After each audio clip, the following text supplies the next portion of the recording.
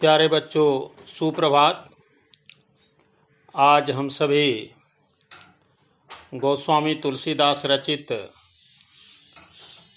राम लक्ष्मण परशुराम संवाद शीर्षक का अध्ययन करेंगे, जो संवाद रामचरितमानस से उद्धृत है।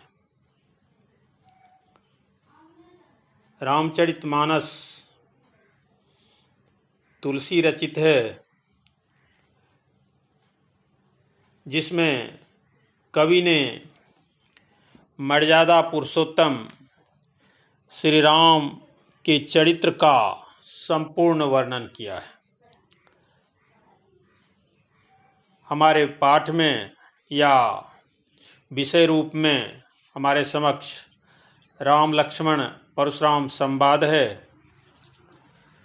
इसका अध्ययन करने से पहले हम कवि के व्यक्तित्व एवं कृतित्व को जानने का प्रयास करेंगे। भक्ति काल की राम भक्ति शाखा के प्रमुख कवि गोस्वामी तुलसीदास का जन्म उत्तर प्रदेश के बांदा जिले के राजापुर नामक गांव में हुआ था। कुछ विद्वान इनका जन्म स्थान एटा जिले के सोरो नामक स्थान को मानते हैं। इनकी माता का नाम हुलसी तथा पिता का नाम आत्माराम था। मूल नक्षत्र में पैदा होने के कारण माता पिता ने इनको त्याग दिया। इन्हें बचपन में भिक्षाटन द्वारा जीवन यापन करना पड़ा। बाबा नरहरिदास की संगति से राम भक्ति की ओर उनका झुकाव हुआ। पत्नी रत्नावली की कटु बातों के कारण राम भक्ति और भी प्रगाढ़ हुई। इन्होंने 1574 में अयोध्या में रामचरितमानस नामक सुप्रसिद्ध ग्रंथ की रचना आरंभ की। इनका देहावसान सन 1623 ईस्वी में काशी में हुआ। इनकी मृत्यु के संबंध में यह दोहा प्रसिद्ध है।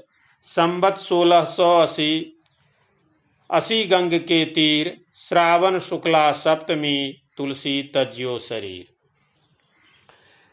तुलसी दास द्वारा रचित प्रमुख ग्रंथ कुछ इस प्रकार हैं: रामचरितमानस, कवितावली, दोहावली, गीतावली, कृष्ण गीतावली, विनय पत्रिका आदि।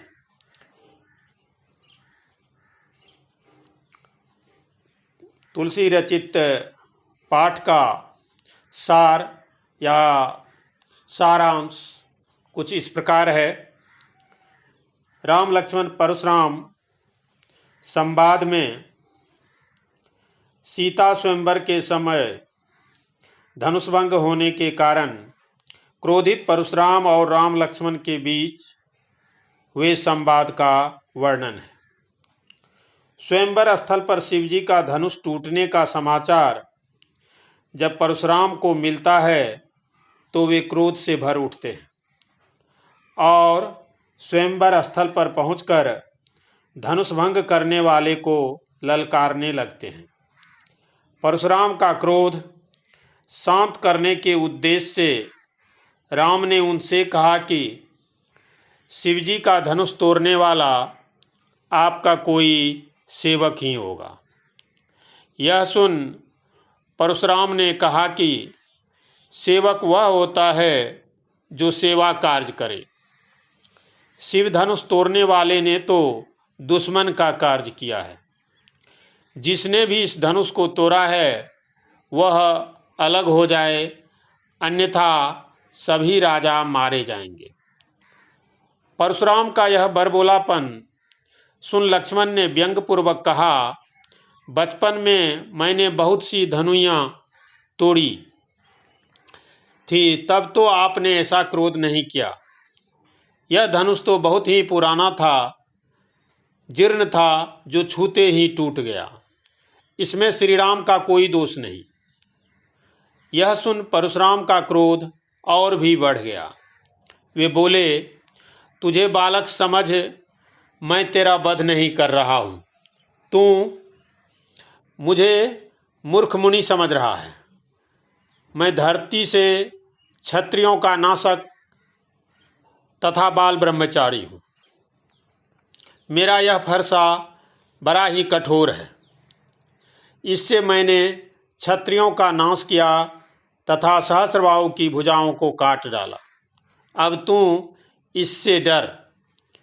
यह सुन लक्ष्मण ने परशुराम को अपमानित करते हुए कहा, आप मुझे कमजोर समझने की भूल न करें। आपको ब्राह्मण समझकर मैं हाथ नहीं उठा पा रहा हूँ। वैसे भी हमारे कुल में देवता, ईश्वर भक्त, ब्राह्मण और गाय पर वीरता नहीं दिखाई जाती। स्वयं को अपमानित होता देख परशुराम ने विश्वामित्र से कहा, मंदबुद्धि और सूर्यवंश पर कलंक यह बालक वध करने योग्य है। यह देख विश्वामित्र ने उनसे कहा, ऋषि मुनि बच्चों के दोषों की गणना नहीं करते हैं। यह सुन परशुराम ने कहा, इस बालक को मैं केवल आपके शील के कारण छोड़ दे रहा हूँ, अन्यथा इसका वध कर गुरु ऋण से मुक्त हो जाता। लक्ष्मण भी कहाँ चुप रहने वाले थे। उन्होंने परशुराम से कहा, माता पिता का ऋण आपने अच्छी तरह चुका दिया। गुरु ऋण शेष है, जिसके लिए आप चिंतित दिखते हैं, और इतने समय में तो ब्याज भी बहुत बढ़ गया होगा। आप गणना करने वाले को बुला लीजिए। मैं थैली खोलकर सारा ऋण चुका दूंगा। ऐसे कटु वचन सुन परशुराम ने लक्ष्मण को मारने के लिए अपना फरसा उठा लिया, जिससे सभा में हाहाकार मच गया। यह देख श्री राम ने क्रोध की प्रज्वलित अग्नि शांत करने के लिए शीतल जल के समान शांत करने वाले वचन कहे, जिससे परशुराम का क्रोध शांत हो गया।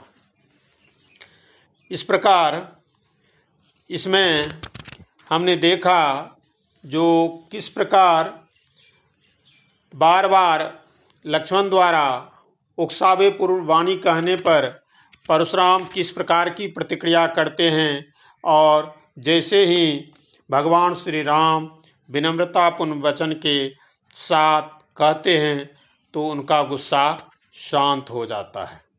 इस तरह हमें आशा है जो आपको ये पाठ अवश्य पसंद आएगी।